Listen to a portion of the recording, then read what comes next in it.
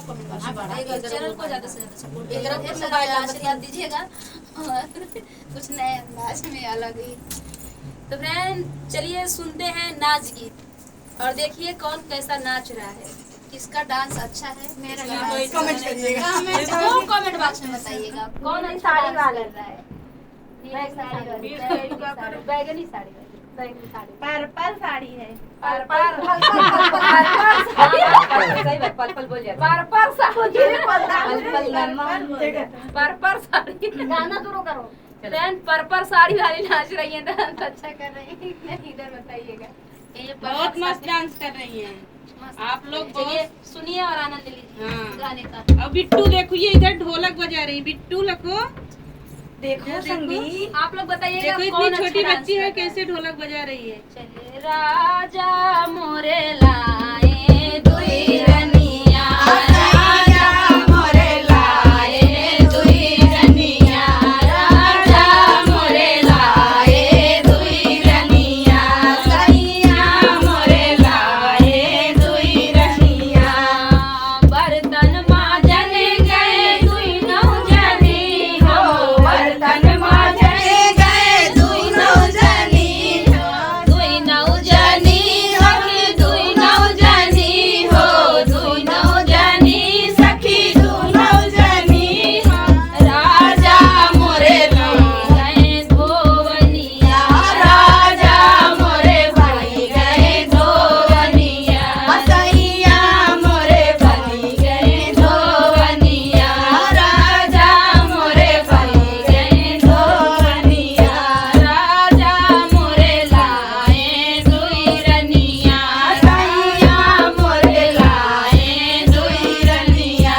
पनिया भरन गए दुई नौजनी हम, पनिया भरन गए दुई नौजनी हम, पनिया भरन गए दुई नौजनी हम, दुई नौजनी सखी दुई नौजनी हो, दुई नौजनी सखी दुई नौजनी हो, राजा मोरे होई गए सरसरिया, राजा मोरे बलि गए रासरिया, सैया मोरे बलि गए रासरिया, राजा मोरे लाए दुई रनिया, राजा मोरे लाए दुई रनिया, सैया मोरे लाए दुई रनिया, सैया मोरे लाए दुई रनिया, सेजिया सुतन गए दुई नौजनी हो, सेजिया सुतन गए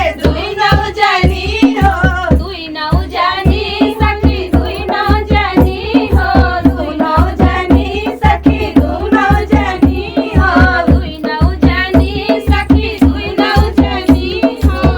नौजनी सखी दुई नौजनी हो, राजा मोरे होई गए बिचवनिया, राजा मोरे होई गए बिचवनिया, राजा मोरे होई गए बिचवनिया, सैया मोरे होई गए बिचवनिया, राजा मोरे लाए दुई रनिया, राजा मोरे लाए दुई रनिया, कोई देख कोई लतवा से मारे, कोई देख कोई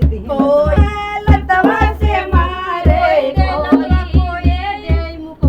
कोई दे लतवा, कोई दे मुकवा, कोई दे लतवा, कोई दे मुकवा।